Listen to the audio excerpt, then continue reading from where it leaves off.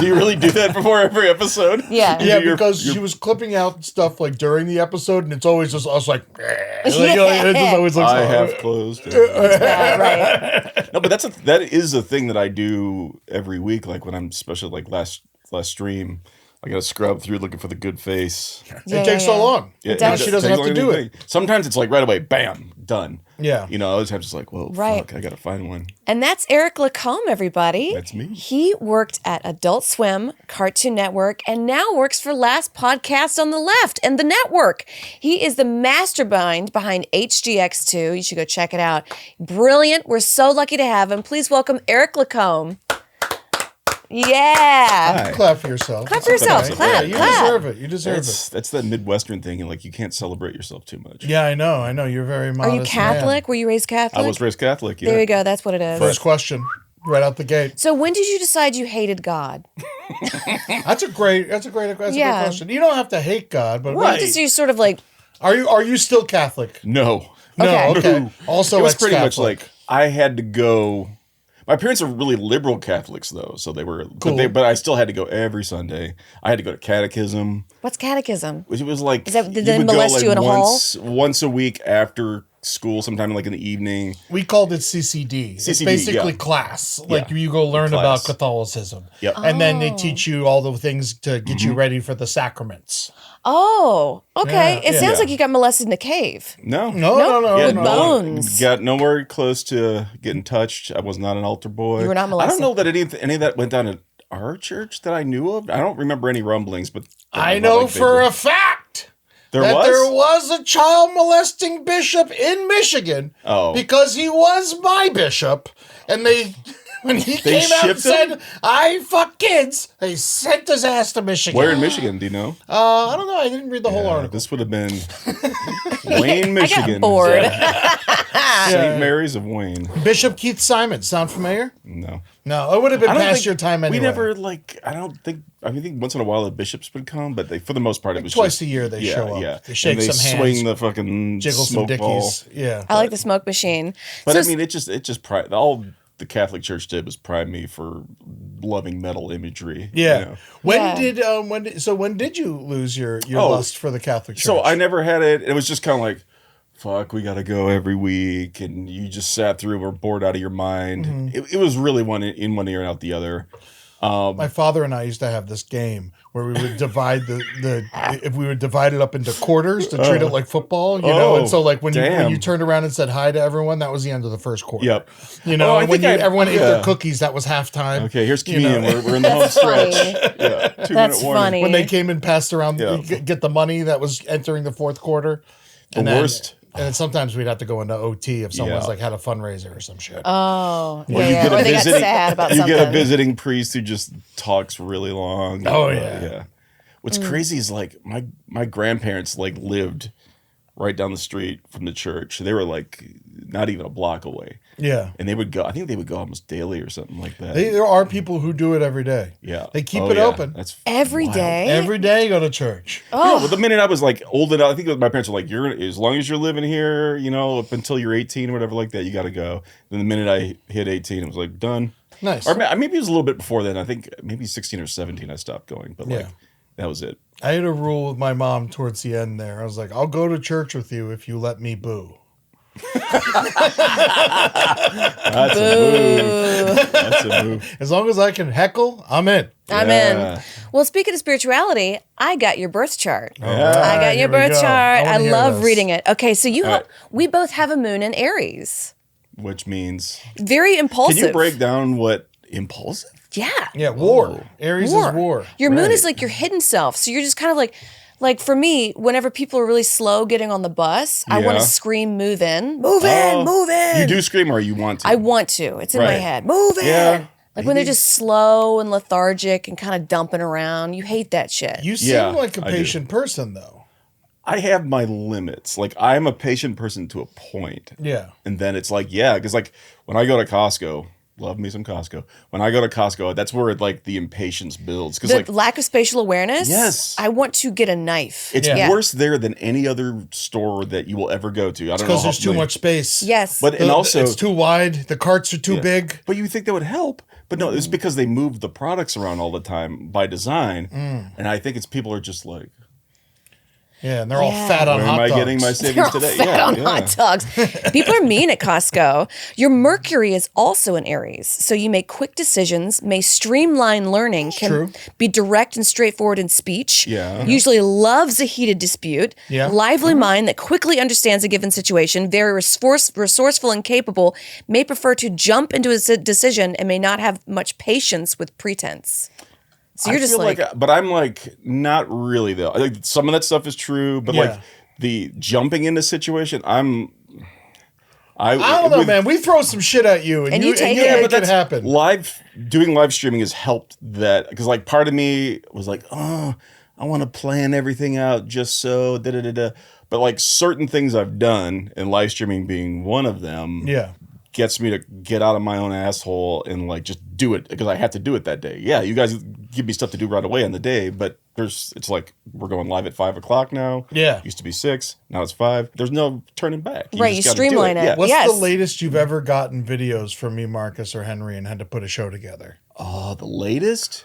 Like how? What's the biggest crunch you guys ever did? are pretty good. I'm trying to think. Maybe oh man. I've definitely done day of a couple times. Oh yeah, but I usually don't get.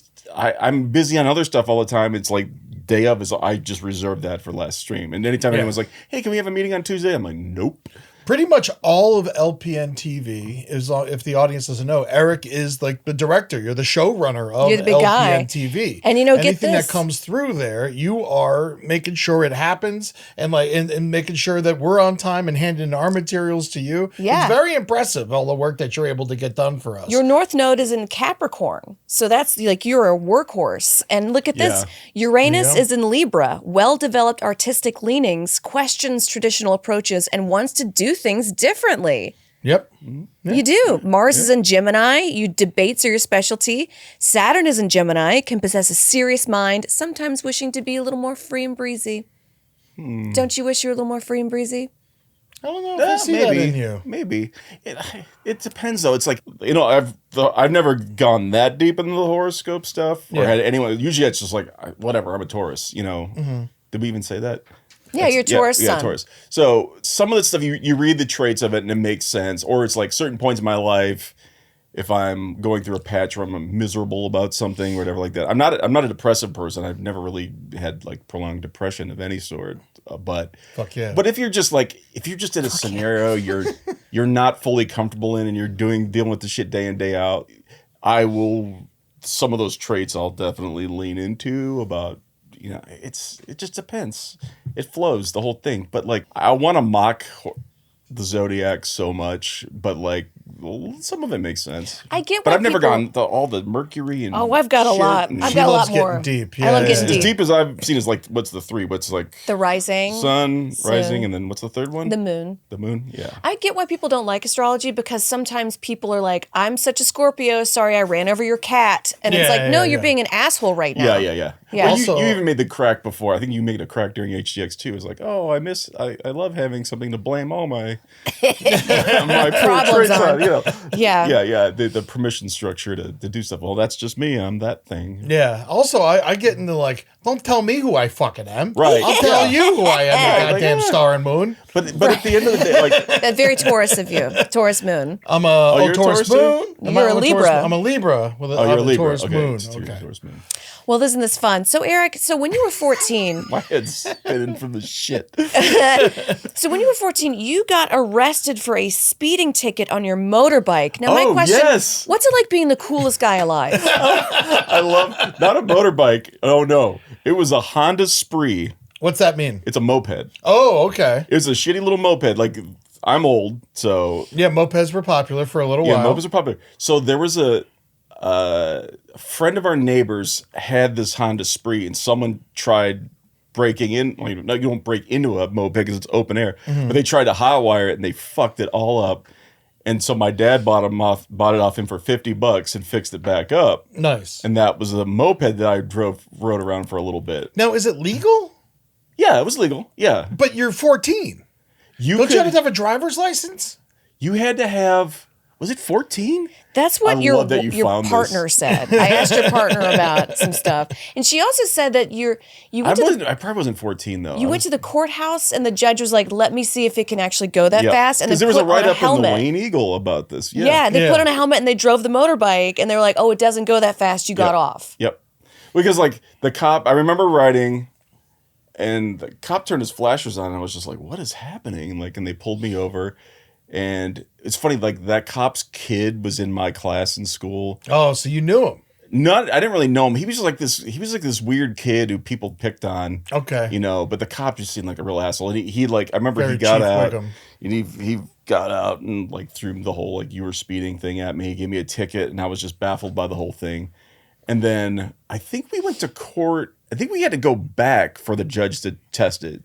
Yeah. I mean, she knew it was a photo op. You know, she like put on my helmet. Yeah. And got on the moped, and they had someone like clock her with the radar gun, and it didn't go that fast. My dad actually went in and like tweaked it a little bit so it wouldn't get. But yeah, I got pulled over on a fucking Honda Spree. Like, I'm sure you could pull the image of this thing up and put it. Let's look it up. Let's look it up, It was a Adam. black Honda Spree with the purple Spree. And you said- it sounded like a damn jet airplane when it drove. Because when someone tried to fuck with it, Yeah. it was just like when you drove around with it loud. But that wasn't why I got pulled over. Oh, one of those. He was. Oh, Yeah, nice. that one right there in the top left. That's the Man, one. how Italian. Ooh, I'm actually No. gonna. That's what's so funny. Like now, it was like, but these things were like, you were an asshole if you drove one of those. I knew a couple people who had them getting around college, especially. Yeah. yeah. They definitely they work. They work. My I had a dirt bike for a short time because some drug dealer gave it to me for keeping my mouth shut, and then I didn't know how to drive it, so I sold it for $100. Do you have that? You must have found that because that article's out there on the internet, right? With the whole. No, I haven't seen it. No, look up. I think there was a write up in the local paper, but that was like this is the early to mid 80s when this happened. Like I think it was mid 80s maybe. Now, Drawing Room, one of my favorite bars in LA. Mm-hmm. And that's one of your favorite bars too. And you can sing karaoke. Can you sing a little bit of Rebel Yell for Billy Idol for us, please? Fuck no, you're gonna have to wait till we do a karaoke special on the stream. Really? Yeah, that's You don't coming, want I believe. Rebel Yell. You want to give us one of those? No? No, you're saving gotta it. wait for the You can't make the man sing on You command. can't do it on command. Come on. Also, it's like you need the karaoke machine, you need the words. You can do know. it, Vitrioso, whatever. It would honestly feel don't really e- weird. I know the song, but I don't think I could start singing it. All I know is Rebel Yell. Well, that's my layup. That's the one I'm like that'll be my go-to when I. That's do your go-to Yeah, is that karaoke? song, yeah. What's your go-to karaoke, I don't Amber? really sing karaoke. I know you should. said Yeah, we you all should. went. You got a good voice. Amber's got a Thanks. great voice. We all went to karaoke in Phoenix, and her and Julie refused to sing. Yeah, I don't know why. You Yeah, sang. it's real. I sang, and I don't even like karaoke. I hate karaoke. Right, I got the Every impression time that you didn't like it, Every yeah. time I go to a bar and there's karaoke, I'm like, can we just listen to music?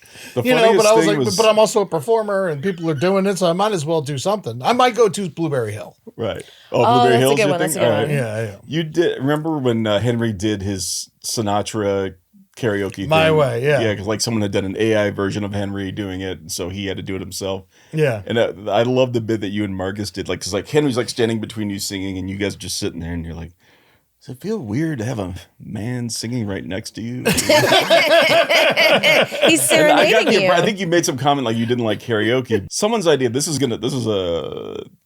We're just gonna surprise people with it, but at some point we're gonna do karaoke on stream. Yeah, Okay. on the last stream on the left, available only on the last podcast on the left Patreon. It will not be going to YouTube. Right, because Right. music rights. Yeah, because all the music rights. But Now- like I got the impression that you didn't like karaoke. I don't like karaoke, but I'll do it because I like performing and I like attention. Yes. Right. But I would much rather, as like someone who is a huge music fan, I'd much rather listen to the people who made the music. Yeah. do the music. Wait, who's singing this song? Let's keep it that way. Yeah, Right, right. My Exactly. favorite old gag. Now I know we're skipping around a lot, but Yeah, you. Yeah, you're you keeping it. want to go back to Michigan or no? Oh, we'll go You back can to do it, Michigan. yeah. Yeah, Okay. so you're a big music head. You saw Green Day perform in a backyard, and you saw Nirvana play before it was grunge, and people walked out. No. I love telling this story. And this is back in Michigan. And this Kalamazoo. is back in Michigan. All right, Well, I great. saw Green Day at a pizza place and a backyard. Whoa, twice. At Sergeant Pepperoni's in Kalamazoo, Michigan, and then the backyard was somewhere in a suburb of So Detroit. these are Kerplunk days, or is it pre-Kerplunk? I'm trying to think. It might have been. What year was Kerplunk? I don't know, but I know Dookie was like 90. It was definitely before Dookie. Yeah. Well, So, obviously, because they would have been in a much larger They would have been venue. huge. Yeah. So yeah, it was either Kerplunk or pre-Kerplunk. Nice. Yeah, probably pre. Oh, wow. I want to say, but the Nirvana story. This is awful. So I was a senior in high school. This is either I can't remember if this is 89 or 90. And So this is young ass Nirvana. yeah, this is like Bleach. Yeah. And there was in Ann Arbor, which I lived in Wayne, which was like between Detroit and Ann Arbor. I hear Ann Arbor's a great music town. Yeah, I saw some great shows there. Yeah. I saw like Jesus Lizard there, like Fuck yeah. early on. That's where the Stooges Ted. are from, right? Yes, Stooges from Ann Arbor. So there was a bill. It was a school night for me, and it was Nirvana was headlining. Tad was the middle act. Fuck yeah. Opener was Victim's Family, who was my favorite band at the time. Doesn't really hold up to me anymore. But like at the time, never even heard I of loved them. the Victim's Family. And they were opening for them. This was a tour. So we go to the show. it Me and my sad? friend. What's that? Was it sad music? No, they were like... with a name like Victim's like- Family, you know, those are sad No, people. it was Yeah. like jazz punk kind of stuff. It was jazz- very like... jazz But it's punk. like... It's... Is that what ska is? No. No, that's No. based off of reggae. Oh, it is? Yeah. Yeah. A type of reggae is It's ska. everywhere. But then it got turned into like then they got all that pop punk infusion and it turned into an absolute abomination. But like so I wanted to see Victim's Family and it's like, oh whatever, these sub pop bands, this new trend, blah blah blah. Like I was aware of them, but I hadn't heard Nirvana or Ted at that point. Because I was more like, oh, I like the punk shit. You know, that stuff's not that punk. It's like this weird old people music, you know. Yeah. But I go see Victim's Family play. They were great. I thought they were great at the time. And then I was like, I'm kind of tired. You just want to leave? So you skipped Tad I too? skipped Tad and Nirvana playing in a tiny club in Ann Arbor, the Blind Pig. You fucking Kurt Cobain jerk later off. said that was like his favorite venue to play. Oh. The show was on YouTube. You could actually go. So and you watch saw it? I saw it much later on YouTube, and it was incredible. Of course it was incredible. Then That's when they were at their hardest. right. Then not long after that, this was right before I went to college. And Barely then like artists at this point. right, not even a year later. Then I finally heard Bleach and was like, this is incredible. Yeah. And heard Ted. This is incredible. I saw Ted like a few months later that summer. Okay, good. This was like in the spring. And I saw Ted later in Ann Arbor at Club Heidelberg. That show was nuts. Yeah, they were great. Yeah, Ted is like, don't sleep on Ted. Yeah, Tad's unbelievable. Get on It Tad. really- like, I'll tell you, if you get as one far thing- as grunge, they're all still alive, aren't they? Yeah, they put a new record out 5 years ago or something. You know, but, like, all whatever. of the lead singers in grunge are dead. Yeah, And 'cause they're all anyone heroin that's addicts. left, you got to go and see it. Yeah, it's like there was a big heroin problem in the Pacific Northwest. You know, Seattle, yeah, people can't rain all the time. You ever done heroin? no, Have you ever done drugs? I've only weed is it. Weed's it. Yep. Weed is it. Maybe, Really? no, I've nibbled on a mushroom once, but that was like Forever nothing. ago? Yeah, Yeah. no, not that long ago, but like it was such a small piece, I couldn't even register it. But no, never done coke, never been interested in it. Ever been arrested? No, Really? Wow. Never should have been arrested? Knock on wood. Never should have been arrested. Tell us the illegal stuff you've done on camera. I could have been arrested for the pot drugs in the day, but I've never been that big of a pothead either. You know, like Yeah. just, I definitely I'm don't even know you dating as myself that. saying pothead. No one says pothead anymore. Exactly. It Right. proves you're not one. You're right. That's old. But yeah, like it's like Yeah. I forget it exists sometimes. I like it, Yeah. you know, but You're too busy. yeah. If I had your schedule, I wouldn't smoke anymore. No. But no, it's like, and I didn't even drink till I was 25. Really? Yeah. Like at first I teetotaled for a few years, and then it was like in my late 30s was like the college years I didn't have before because I wasn't. I mean, my friend, like in college, I know I that game. hung out with just like it was like this little hardcore scene that I basically spent all my free time with in Kalamazoo. My friends drank, but no one was like a heavy drinker, so I didn't have a typical like college, Yeah. type experience. But Man, all those rock shows, you just did them stone sober. yep. You're fucking wild. Wow. That, to know. me, It's that's kinda weird to, crazier than getting fucked up at them. Yeah. Yeah, right. But then it was like later when I did just start drinking, I was like, oh, I'm less of an uptight asshole when I drink. This is great. Like, Yeah. I love it. I mean, I don't drink that much lately just because I'm a kid and I'm at home all the time. What But, would like, you be uptight about when you were younger? I don't know, just like a general feeling of just, Is it the vegetarianisms? You've been a vegetarian since the 90s, right? yeah. Since before? Well, it it's not was even cool. that. It's like, yeah, I did it. And I've never preached it or imposed it on anyone. No, you never. No, it took me a couple times just watching you eat to be like, hey, there's no meat around there. So what is that? What's that? Why do you do it? Do you do it for the health? Do you do it for the animals? So what is it? Why you don't want to hurt the little animals? You don't want to. That's so sweet. That's so sweet. Was there like an incident that You saw a dog die? No, I was eating a Cornish game hen and I was like, damn, this shit's grisly. Really, a Cornish game hen? Yeah, like that's like the most harmless of all of them. No, but it was like you're tearing the little poppers. You're tearing the flesh off the thing, and I was just like, yeah, maybe I don't need this. They're dinosaurs. They would do the same to you. I remember. Yeah, I know, but whatever. You're right. I know if it was like the apocalypse or something, and I had to resort to something or other for sustenance, maybe it's different. I live in the first world, and I'm not. You don't have to. Right, I don't have to. So it's like. Yeah. I remember one time my mom, she was a great cook, and we had my grandfather over, and she decided to make us all our own Cornish game hen. She was like, it was like something, she was like, so she roasted all of them, and she put it in front of my grandfather, and I remember he go, what the fuck is this, pigeon? They are tiny, yeah. Little tiny babes. And you don't like melon either, right? No. I don't like honeydew, and I don't like what's the other fucker? Cantaloupe. Cantaloupe can go fuck. The worst. Cantaloupe can go eat shit in a biscuit. Yeah. Do you like watermelon? I like watermelon. See, you can't even do watermelon. Like I could choke it down. Does your throat close up or something? No. It's weird. It's like if I wasn't vegetarian, I'd probably eat anything. I mean, I wouldn't eat all that gross shit that you and Henry get into, like potted meats, fucking chicken feet and stuff like that. But I'm just not a picky eater. But the only flavor I really have an adversity to that I can think of off top is melon. Melon, just all melons. I don't know what. That's just it. Yeah, wow. Watermelon, all of it. Now, this is. But like watermelon, I could eat it. I wouldn't be happy about it. But like cantaloupe makes me want to just. All right, this is the brighter side. Say right. something nice about cantaloupe. About cantaloupe? Yeah. I think one time I had it was like a cold soup, like some sort of a gazpacho thing that had some blended cantaloupe in it, and that was fine. That didn't piss you off. No, it didn't piss me off. Okay, I'll take that. That's good enough. Yeah. That's good enough. Yeah. Looks like you might have ragweed allergies, aversion to cucumber and melon. Do you like cucumbers? Oh, is that what they say? I do like cucumbers. I don't love them, but I like them all right. Yeah, but cucumbers are probably my favorite. Oh man, you put little ham chunks and cheese on them. They're like, oh, it's like a fun little time. Ooh. Yeah, have a good time. Yeah, go spend some free time at Sizzler. And they can make a pickle.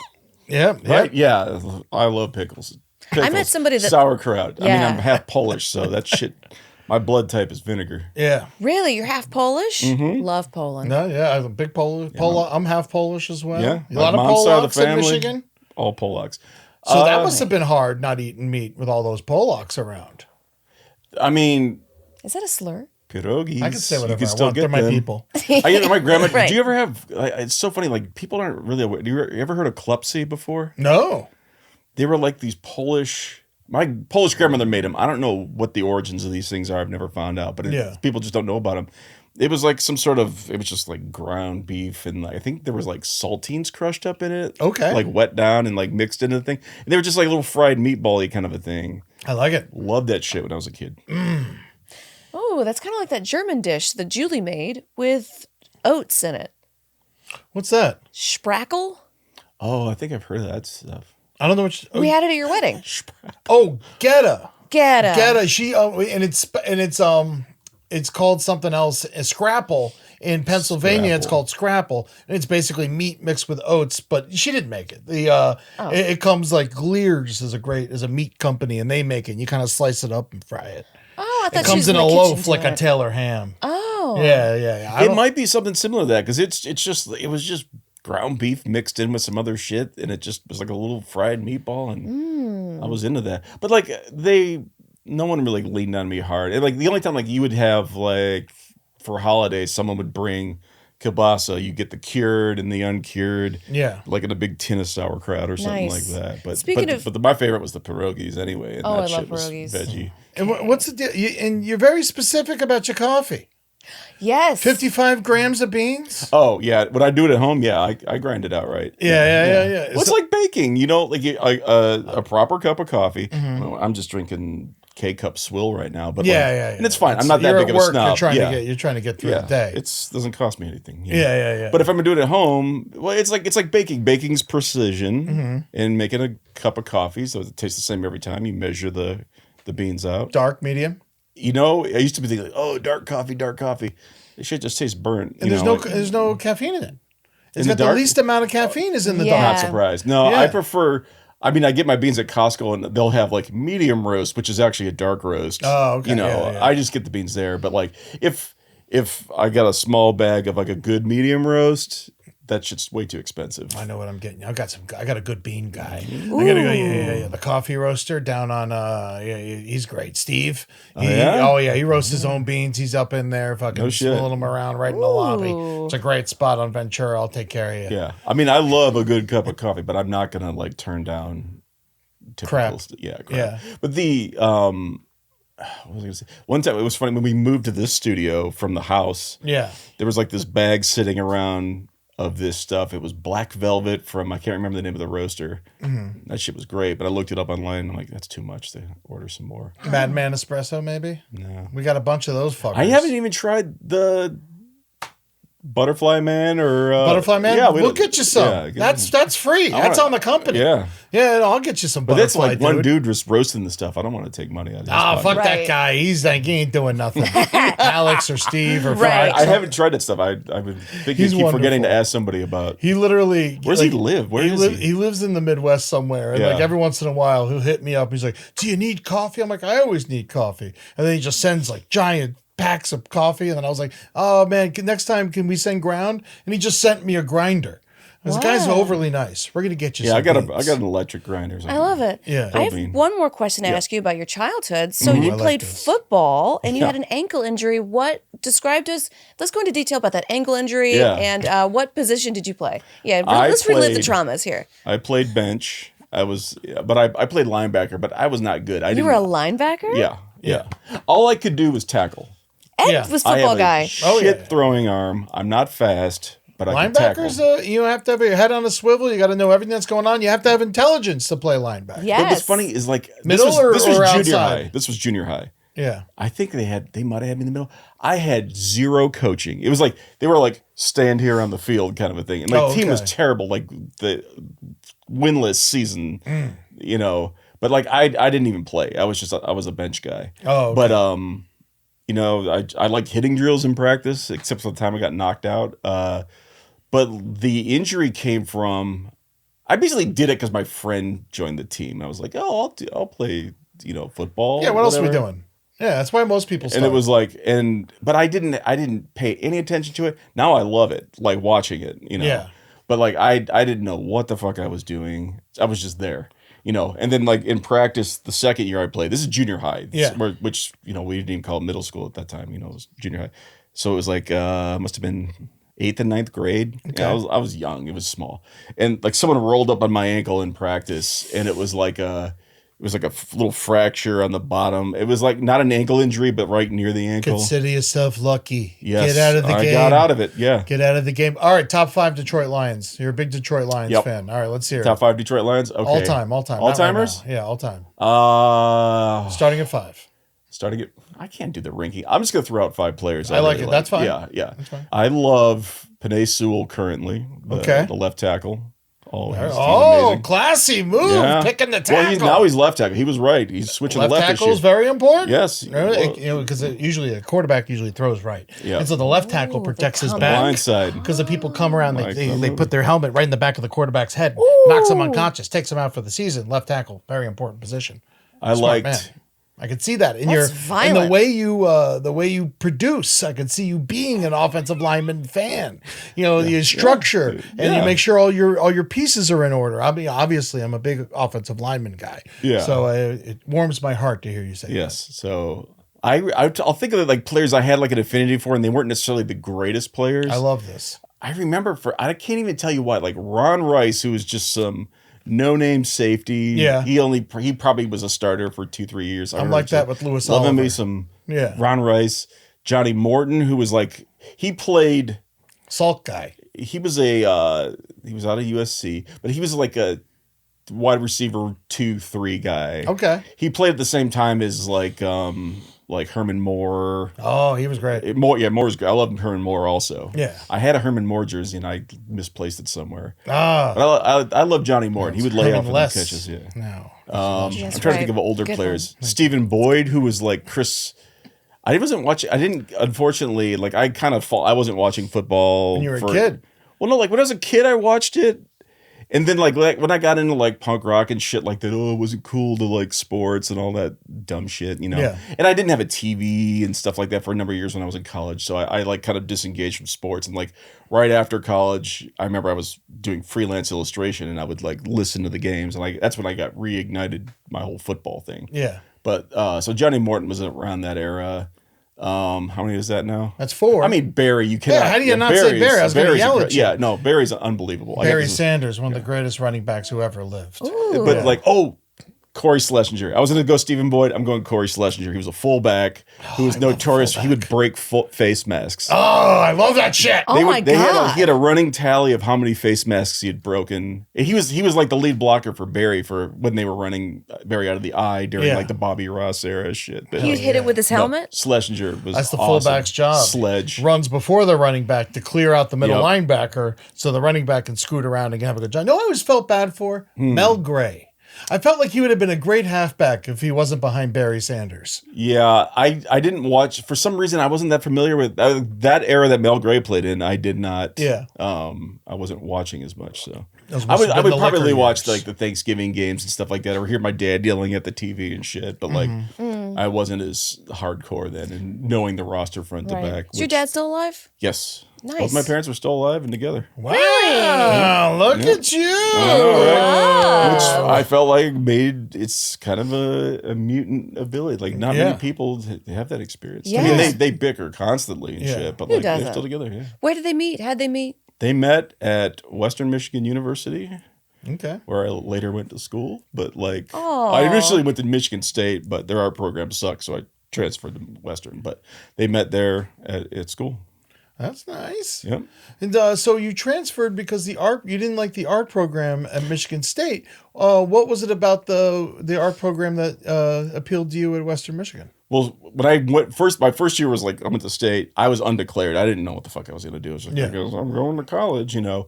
And then like partway through that, I was like, yeah, I guess I will go for the art degree for all that's worth, you know. And it was like painting, you know, stuff. And then some friends I had met while I was at state, one of them was from Kalamazoo, and I went back to Kalamazoo with him a couple times because they had like a little punk scene there, hardcore scene. And I was like, oh, this is cool. And then I looked, hey, how's the art program at Western, you know, after 1 year? And the facilities sucked, but the staff was great. So I was like, oh, screw it, you know, and went there and got my degree there. So. Nice. And it obviously worked for you very well. With a concentration in watercolor painting. Watercolor? Do you still do it? No. Could you? I used watercolor more like I just laid it down heavy. I wasn't like big on washes and shit. It was just less sloppy than and less permanent than acrylic or oil. I hated oil. Would you do Oil's still tough. life or did you do Oh no, it was nature? like I for years I did so I was doing the art stuff right out of school. I was doing freelance illustration for role-playing game books. Yeah. Which was really funny when we did LP and RPG because they're like were Henry's just like, ready. let's do vampire. I'm like, well, guess what I used to do right out of college for $40 in illustration. That would take me like a while to do each one, you know. But like For Vampire the Masquerade? yeah, well, I did Vampire the Dark Ages, which was Okay. set in medieval times. Yes. I did a lot of Wraith. I did some werewolf, some other stuff, but like So you could say that you're a wraithist. Yes. A wraithist.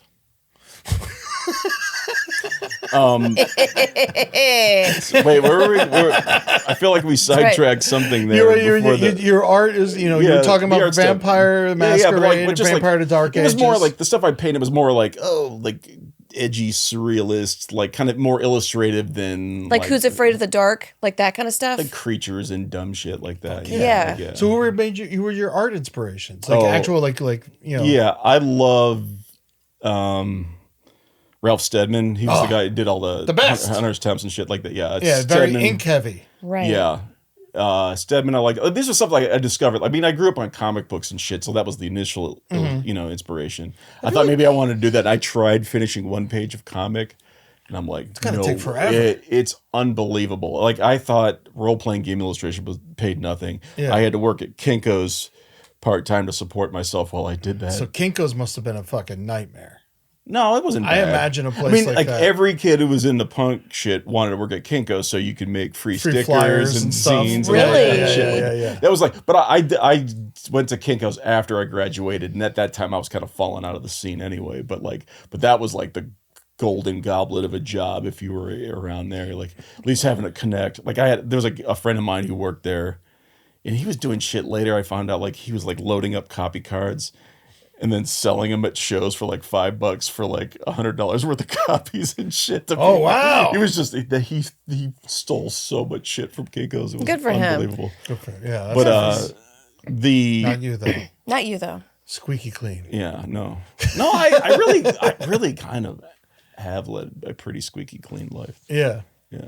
It's interesting because you look like you're dark. You look like you've got a caused a punk lot of shirt on. havoc. Yeah. You look like you used to do heroin. Isn't this no offense. guts This is on like a bone? It's Yeah, it's very like a thing. I see the Guts thing in and it. bone. Yeah. I guess. Yeah, but like you look really- like you've been down that dark path, but you just kind of It's all a pose, Ed. hell yeah, that's cool. No, Usually but like goth people are nice. no, but yeah, exactly. It's like you go to like metal shows, everyone's so friendly and stuff there. It's like It's interesting. Yeah. it really is. It's like I still remember the one time I went to Maryland Death Fest. It was like over in Baltimore, and I've never been around so many outwardly happy people in my life. Everyone's in a black metal shirt, like black, not like black metal, but like some black metal too. But like they're all in black t-shirts, and everyone was just so happy to be there. Yeah. So friendly. You would just like strike. I just went there alone because my friends were going to go and they all bailed, and I just went anyway. Yeah. But it was very funny. that I don't think before or since I've ever been somewhere with so many happy people. In There was like place. this acid bath. I went alone. Everybody was so nice. Kids were there. Yeah. Like I was just like, oh, look at this. It was like a They've got family-friendly event. I think they've had a big resurgence or something recently. Yeah, for they some have. reason. They're back on. They're back on top. Yeah. But yeah, it's a trip that's just the way it is. All right, so here we go. Doesn't mean that you dislike one or the other, but punk or metal, and why? I started off with metal, like just as a kid. I remember just seeing Ozzy. someone had an Iron Maiden button on their jacket. And I was Yeah. like, what is that? I want to be all about that, And then from there, it was like, Iron Maiden, Metallica, Megadeth, of course, Ozzy was kind of always around. And then I discovered punk, and then it like kind of just went headlong into that. I think punk was more formative, Yeah. but I listen to more metal nowadays, but I still go back to the classics, the punk stuff like that. But punk was like, being part of the scene. Like I did a fanzine. Yeah, it was there. In a band, You were up in doing it. shit. Yeah. Ann Arbor, especially back Well, then. no, I wasn't so much in. It was like I was more just like going to shows when I was a kid. Going to shows in Detroit. Yeah. There was like this little shithole bar called Blondie's that had bands play, and it was nuts. Like the era that I went there, I missed some incredible like old legacy metal acts. Here he is. Oh yeah, Here he is, guys. I got a good story about that There one. he is. There he is. But like I wasn't Aw. doing anything so much in that era. Like I was in a little screw around band like toward the end of high school, but it was like I wasn't that involved in the scene. Like the Detroit punk scene was weird because at the time it was kind of right wingy, if you could believe that. Well, the Really? Nazis got involved for a little Yeah, while. there were skinheads that you'd see them at certain Oh. shows, Yeah. but they weren't. It wasn't even just them, but there were other South bands. Florida, they were all around. Yeah, That's yeah. scary. Like You would Blink-182 notice- shows, they'd be there. You're like, what the fuck are you doing here? Yeah, I remember going to see outta Agnostic here. Front, and there was a group called like the Northern Hammer Skins, and they showed up they would only show up at specific shows. But, Yeah. And then but the guys by me, they would always like have knives in the pit and shit like that. So like that's if you saw them, like crazy. you'd have to like not get involved. Yeah, we didn't. Nothing. It was the pits were kind of violent, but not that bad. Like the era I was going. This is like late '80s when I started going to punk Okay, shows. yeah. Yeah, see, But my I'm late first show 90s. I went to was at Blondie's was Nuclear Assault, a metal band. Okay. But yeah, I saw a bunch of shows there. I remember G.G. Allen playing there, and everyone's like, No, he's gonna rub shit on himself and run out in the crowd, and everyone I knew was like, "Fuck that." He We're not punched a going to that. woman in the face. He did a lot of He did a lot of stuff. things. And for some I reason don't know now why he's people love him so they much. love I don't him get now. it. It's like these kids walking around with Gigi Allen shirts. Like, really? It's You like, did time for rape. What the fuck is wrong with you? Yeah, it's like just look he was into him a little bit. Yeah, what he did. So Detroit has a fantastic music scene. You guys invented disco. I don't know if punk was there, but like Prince started there. Well, like Prince's, the Stooges were Minneapolis. out of Ann Arbor, who were more. I mean, everyone. If you, they were the godfathers of punk. Yeah. No, there were Yeah. other like New York acts that were instrumental too, but like the Stooges really, every punk band. The loved Stooges the and MC5 both came from around Ann Arbor. Yep. Bob Seger's from right outside of Detroit. And then, of course, there's Motown. Motown, You know, like which is, House music. techno and house and, and all that now stuff. hip hop, Jay Dilla, Yeah, and Jay all that Dilla. stuff. Like, there's a lot of great hip hop comes out of Michigan. Eminem, for fuck's sake. Yep. Yeah. Now, Detroit, because I wanted to go to this house techno festival called Movement in Detroit, and I was Okay, yeah. showing you where I was going to stay, and you were like, wow, Detroit looks so different. It really So does. tell us what it was like when you grew up in Detroit. So I grew up in Wayne, which was about 20 minutes out of the city.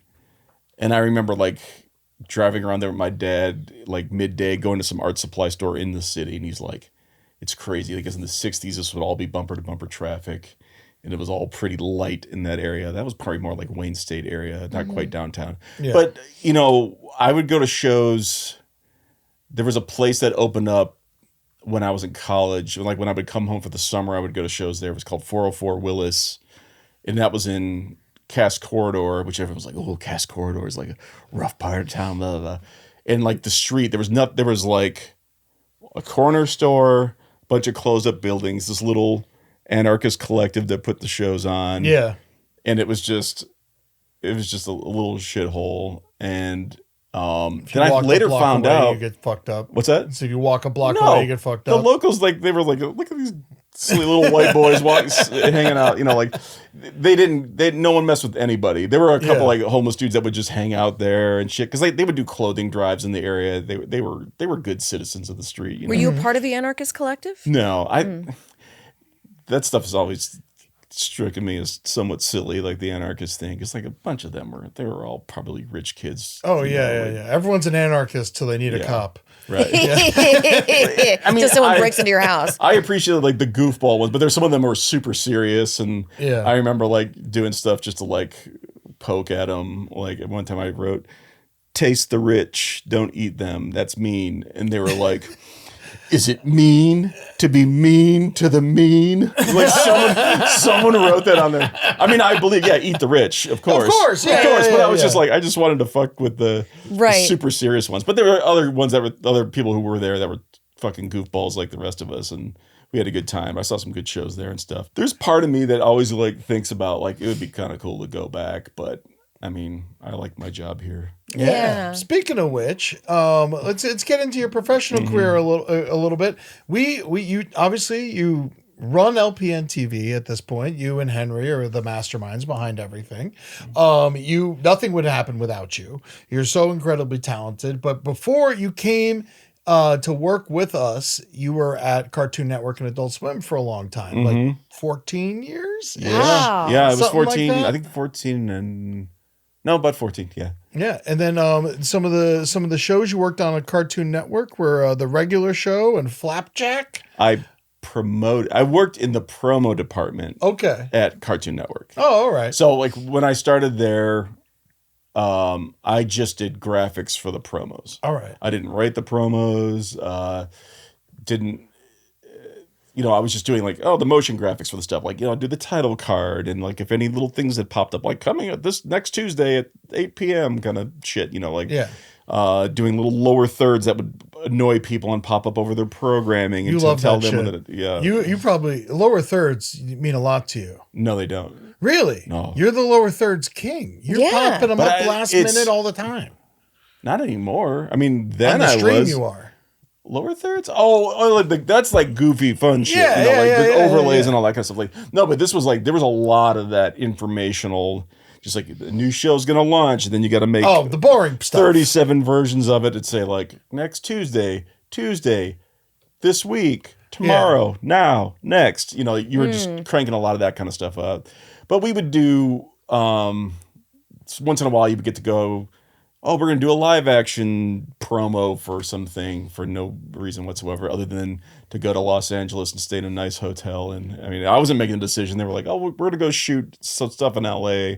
Yeah. So, we get to go and do that. So that was fun to get out of the house. And how did you get into editing? Because you started off painting. So tell me the timeline of like, so you're painting to like, all right, I'm going to start coding. So it's like painting, illustration. Because when I was doing the illustrations for role-playing stuff, it was a kind of mix between ink and paint, black and white stuff only.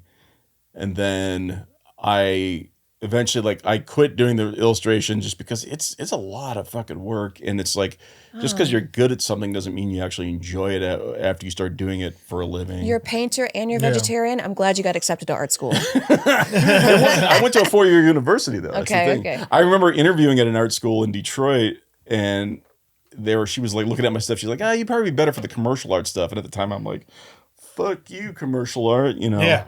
I mean, which is exactly what I went into with computers later. But so I went from illustration, burned out on that. I went full-time at Kinko's and then eventually got a graphic design job. And I had no experience. And so I got my first job was $8 an hour working at this place that their only client was Kellogg's. So I was doing shit like blurbs on packaging, back panels of a cereal box. Oh yeah, just different stuff. Yeah, real creative. Yeah, yeah. But it was fun. One time, even this was when they were first adding flavored. At all, what's that? That's different. That's General Mills. That's General Mills. Oh. Yep. Oh, no, this is Fruit Loops and Frosted Flakes. I did a lot of shit for Pop-Tarts. I remember. I got sick of Pop-Tarts after I worked there. I could only imagine. They're just laying around because they did photo shoots. They could only use the most beautiful Pop-Tarts, so there's lots of leftovers. I'm looking if General Mills was an actual general. That would be funny. I don't think it's a person. But I did that for a year. Then I moved to Atlanta. Got into web design. And so that was just design at first. And then I started using Flash, which is a timeline-based animation program, now gone, thankfully. Yeah.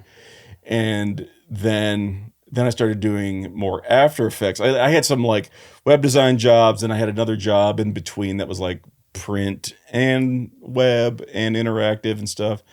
And then when I went to Cartoon Network, it was heavy After Effects. So I still wasn't really editing at that point. Yeah.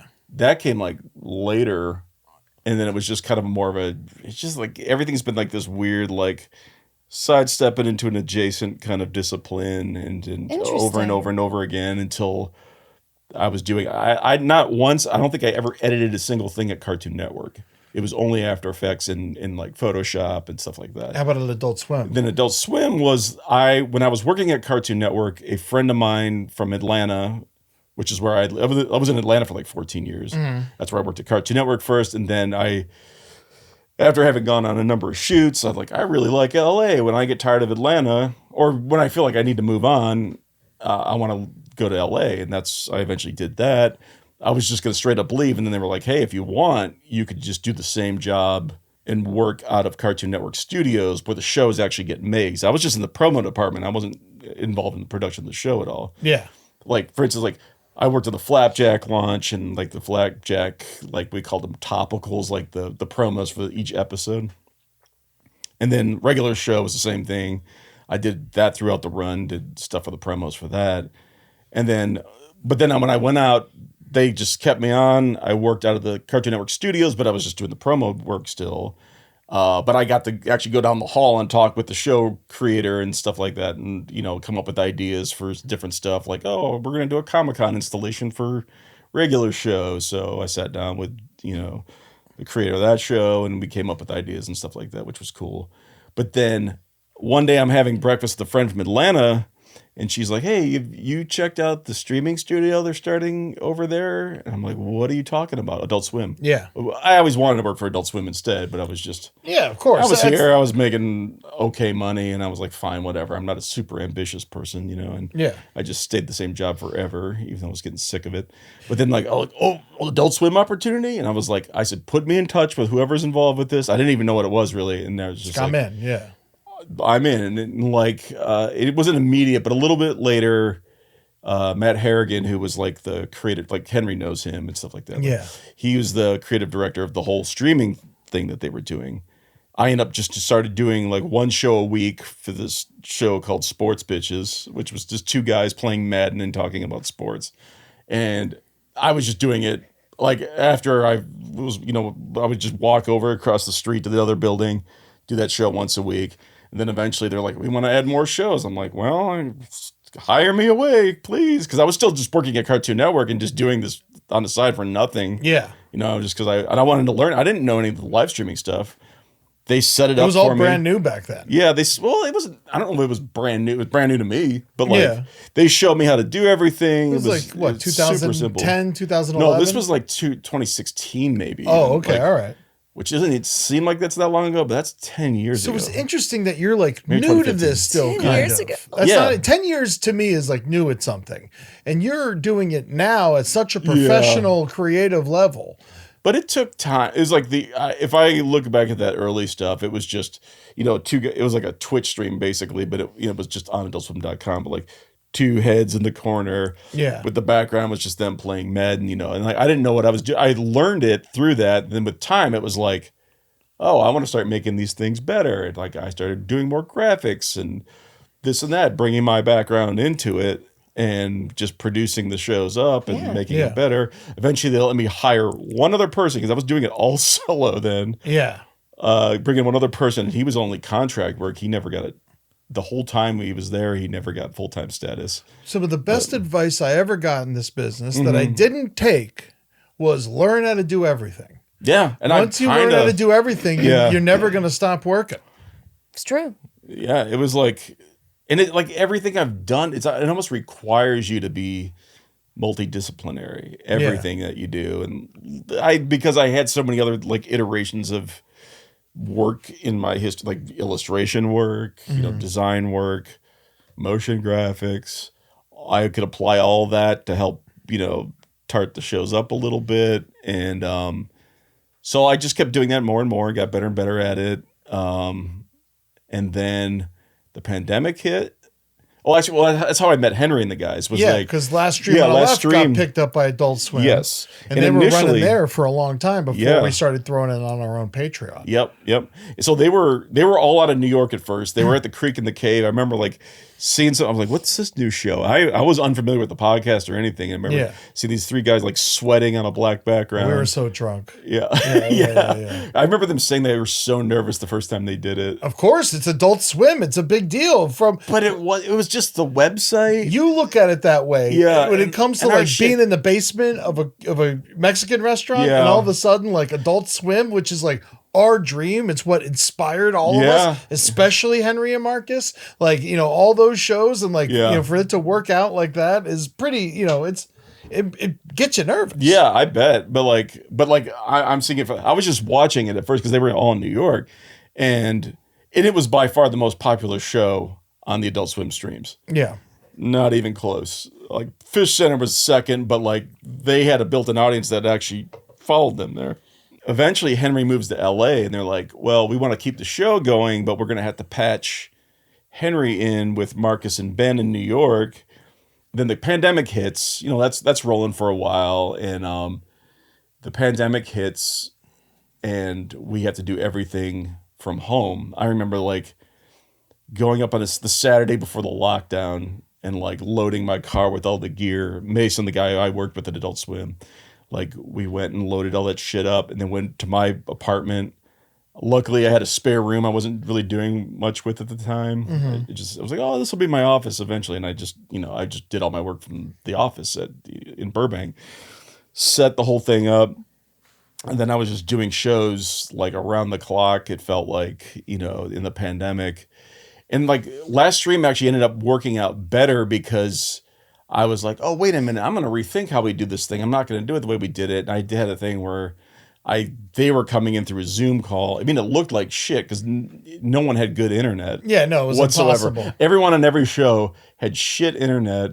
And it was like we didn't like there was no ramp up time. We just threw the shows up on the air in like these really scaled down form. Yeah. Then over time, like last stream, I had them all beaming in from their individual places, and they were watching everything in real time, and it was going out in real time after I kind of refigured everything.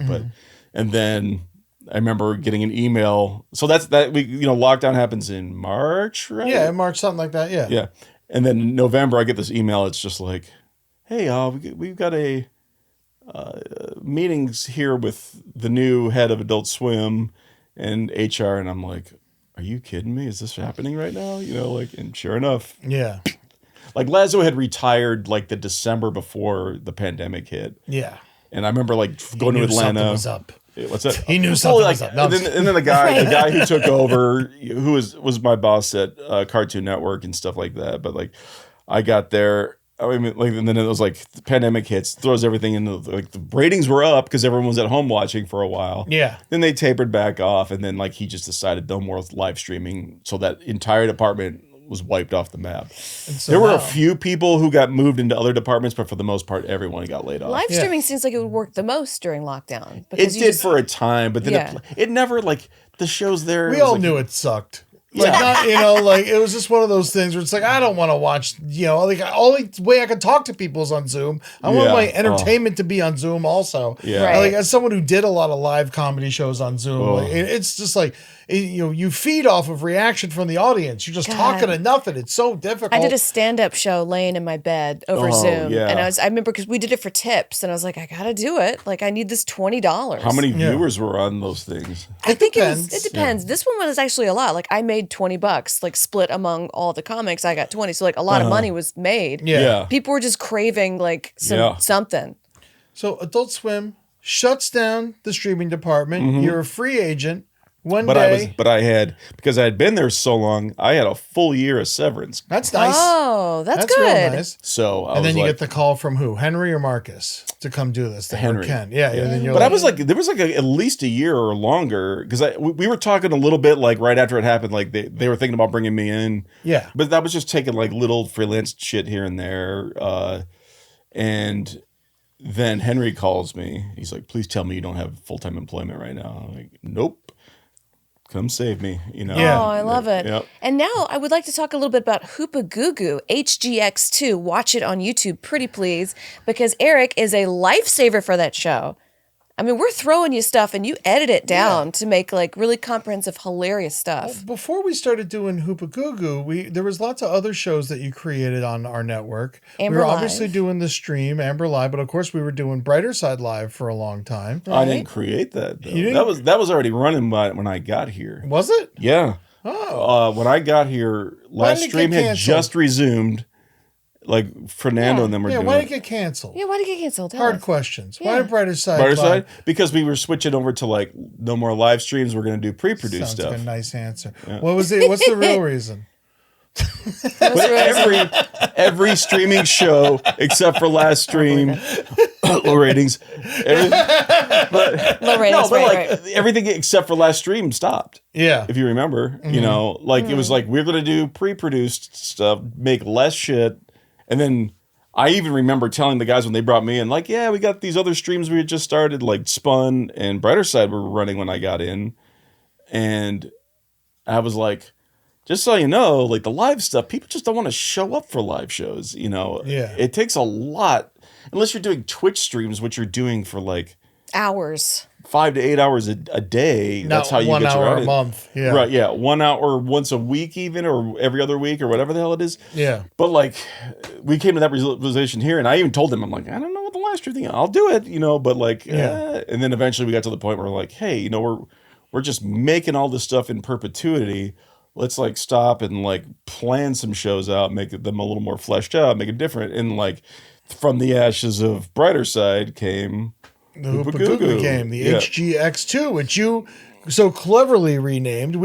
Amber and I were very adamant that we keep the name Hoopa Goo Goo, which makes no sense. It's impossible to Right. market. And so you figured out, we'll start calling it HGX2, something a little snappier, a little closer together. Yeah. But at the same time, I was like thinking, I swear it was like yesterday, I was like, is that a good name for a show? I think it is because now we're in the tech age. Right. And Yeah, everything's there. Like all my favorite artists are like Silver Slut 124, you know? Yeah.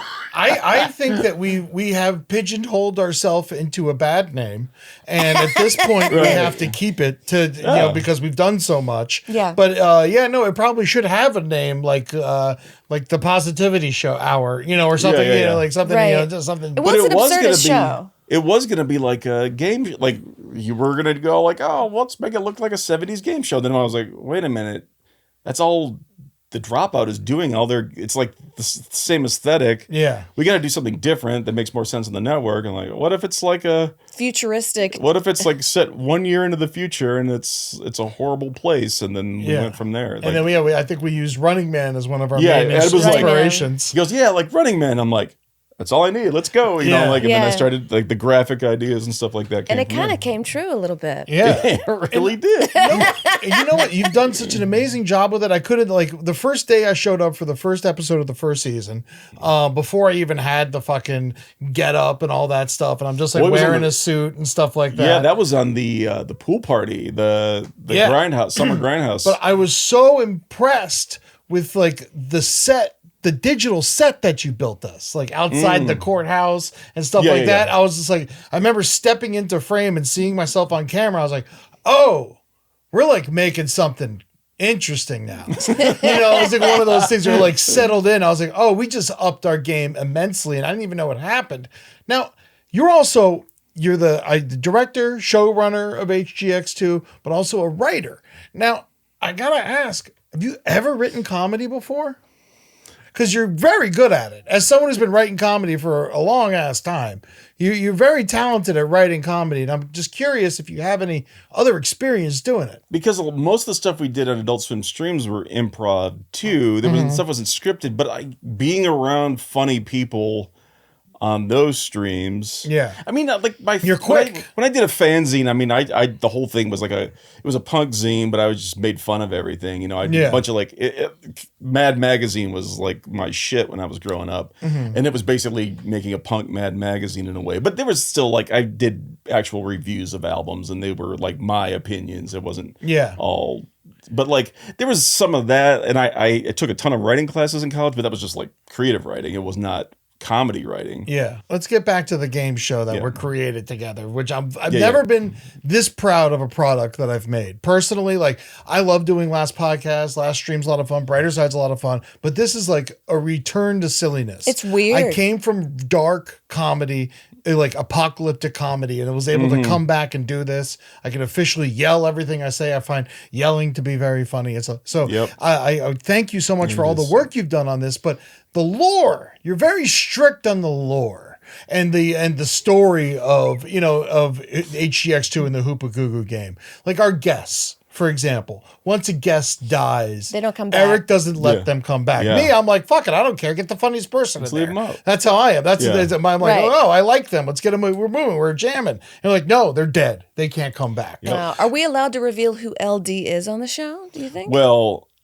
Someone I guessed wouldn't it right say in the comments. Someone guessed it in the comments the other day. But were there other guesses as well? Yeah. Okay, so we don't. I know. just said, but I actually, I kind of started the ball rolling. I said, whoever correctly guesses LD in the comments wins a chain. Yes.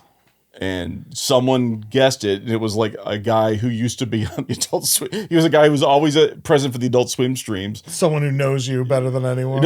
I don't know how.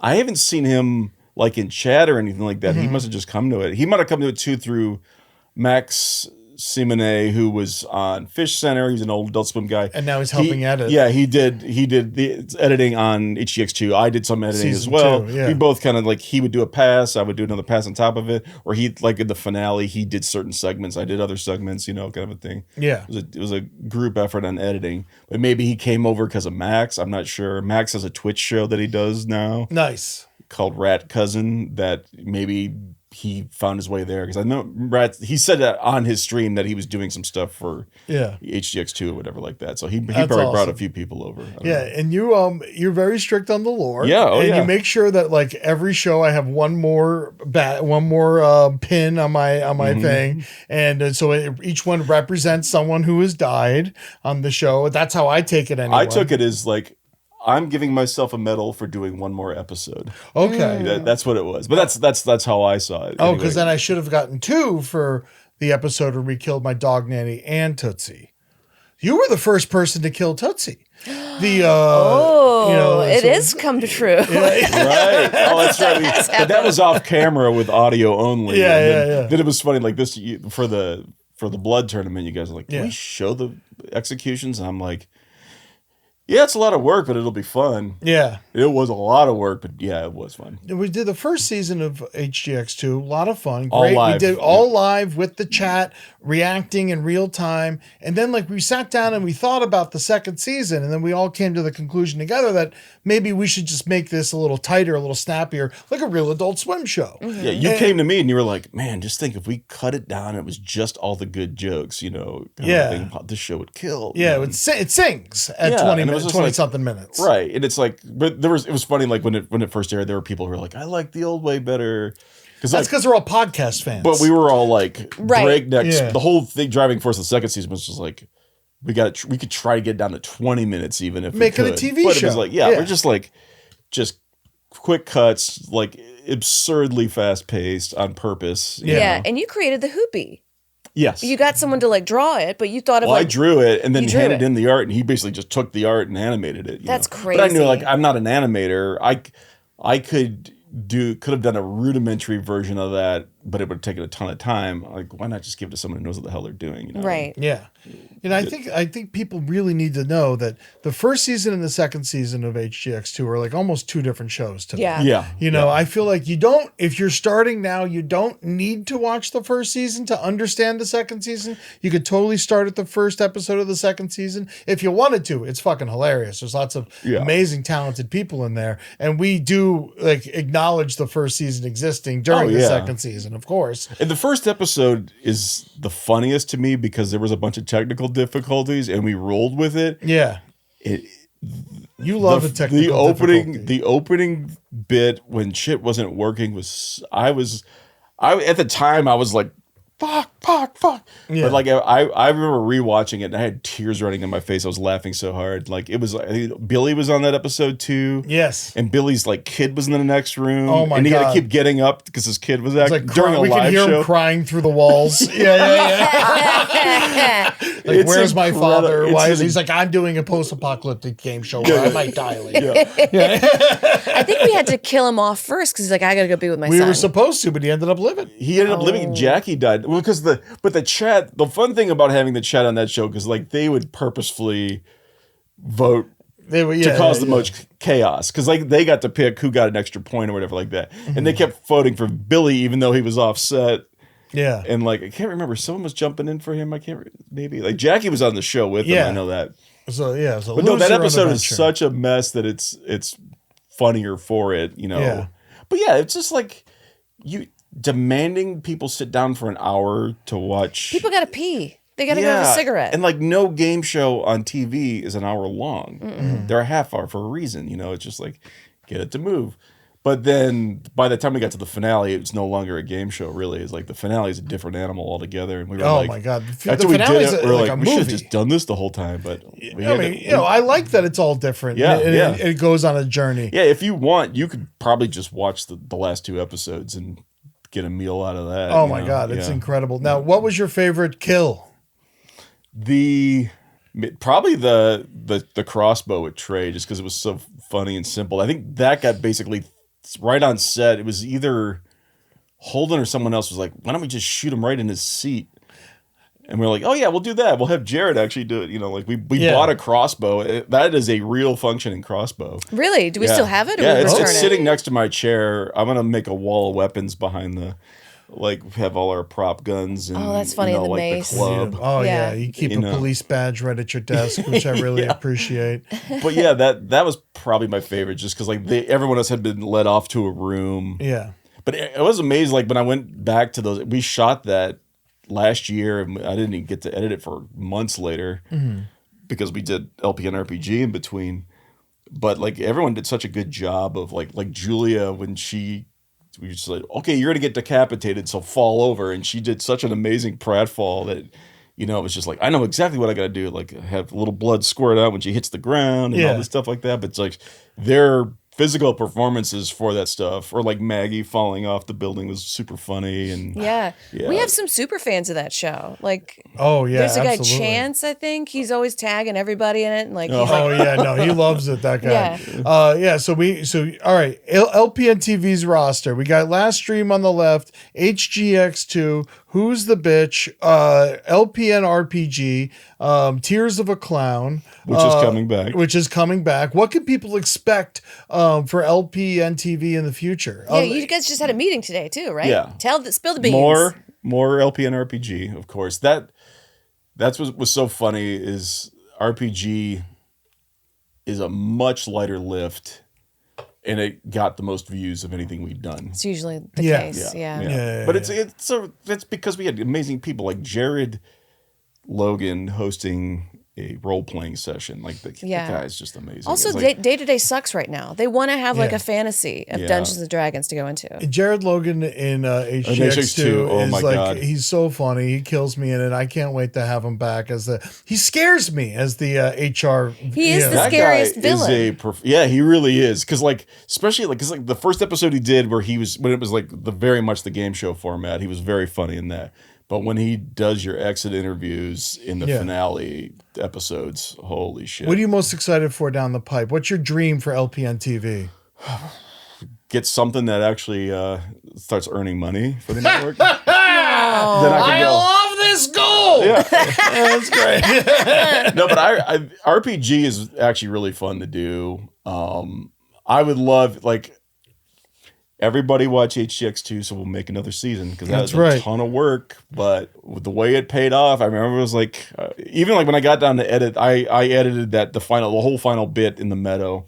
I was like, I know I have to do this myself, just because I know all the weird pieces that have to fit together for that. But I was like, man, we actually got everything we needed in that shoot. And you could tell, like, Julie's frustration in that scene is real, but like, oh God, it's so damn funny. She's just like done. It was amazing. Thank you so much for putting that all together, buddy. Yeah. But like, I mean, it was all there. That was like it. I thought maybe at some point we would have to do some reshoots for certain things, but I thought for sure. I did additional recording of you a couple times, like yelling a certain thing over like a hoopy bit, and then Holden, I had him do some extra scorekeeper stuff, because like I was like, Holden, you have one job during the show to keep score, and he was messing it up. And then like I remember one point I was in edit and I was like, oh, something with the scoring is off, and I went back trying to do, even with the stop and start. It's hard. It's hard. It's hard. Give it up to Holden. Now, we all know Holden, and to close us out today, I think a good thing would be, this is the brighter side. Say something nice about Holden. Holden, you know what Holden like really impressed me was we were doing Funhouse. That's something we haven't talked. We got to Funhouse will return at some point. Yeah, of course. But just the way he went for it in Funhouse. He spit in a cup and drank it. He drank everybody's spit. He did a lot of gnarly shit in Funhouse, and he's really ready for it. Or the scorekeeper's body segment, like just he's down. Dude, he is down. It was like, I remember hearing some story about like with the I'm a fan of Jackass, like with the Jackass movies. Yeah, like I heard, I didn't necessarily pick on it myself, but apparently everyone was giving Johnny Knoxville shit because he didn't really put himself in the line of fire in the first movie. Yeah, as much I didn't even clock that. That's what I would do. But like, and then he went back hard at it. I just remember like watching Holden. I was like, dude, he is going for it. Just, Yeah, he goes for it. He goes for it. And like, I also like he's such an antagonist with Chat too. And you got to have a heel on hand, and he does it well. He calls them nerds. Because like, we're bringing back Tears of a Clown, and they were talking about not even having a chat. And I'm like, that's important. Like, my favorite part of that show is Holden screaming at Chat, and like, just it's like the show is just celebrating how stupid internet debate is. Yeah. And you can't have that without people in chat yelling shit at you. It's like none of that stuff. I mean, I have strong opinions about my media, but at the end of the day, who fucking cares, but like, everyone's shouting about it. You got to have that feedback in there, and he's very willing to go at them for it. Right. He knows his role. Thank you so much, Yeah. Eric, for coming by. Thanks for having me. Eric Lacombe. He is the mastermind behind LPNtv. Make sure you go follow and subscribe LPNtv. Watch all of HGX2. It's the fucking coolest thing that I've been a part of in a very long time. I'm very proud of it. I'm so happy to work with you, buddy. I love you so much. Love you, Eric. If you want to go follow him on Instagram, he's got 978 followers. I don't though. I haven't posted in like, when's my last post? I don't abandoned the ship. I don't care. I want to get you up to 1,000. I don't This is want for me. I don't This is for need me. it. Yeah, I he think- doesn't want it. Makes me want it even more. His name's Melkface. Melkface. He's got 900. Do I have Get it? Is this it up to private? 1,000. I think it's private. It's now. not private. I don't know. It doesn't 'cause matter. you- Go find him. We follow each Go other. find him. Yeah, go find him. I haven't posted anything there. What's the last post? It's 2022. It's not entertaining follow, but do it anyway. I love you It's so just much, artwork. buddy. Thank you for coming on the brighter side. And I can't wait for hopefully season 3 of HGX2. You all be good to yourselves, and we'll talk to you next week. Peace.